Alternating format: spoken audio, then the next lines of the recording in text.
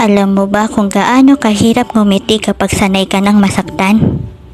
Yung araw-araw pilit mong itinatago ang sakit sa likod ng tawa mo para lang isipin ng iba na ayos ka.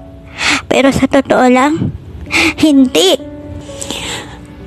Pag dumating na ang gabi,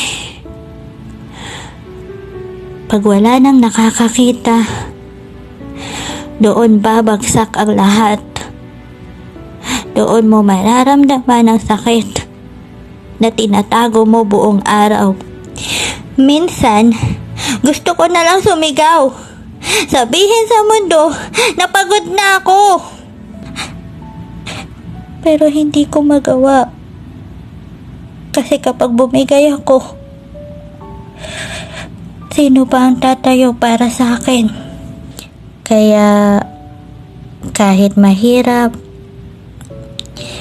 kahit luhaan, ngingiti pa rin ako bukas. Dahil baka bukas, kaya ko na. At kung sakaling marinig mo to, hindi ko kailangan ng awa mo. Gusto ko lang maramdaman na may nakakaintindi.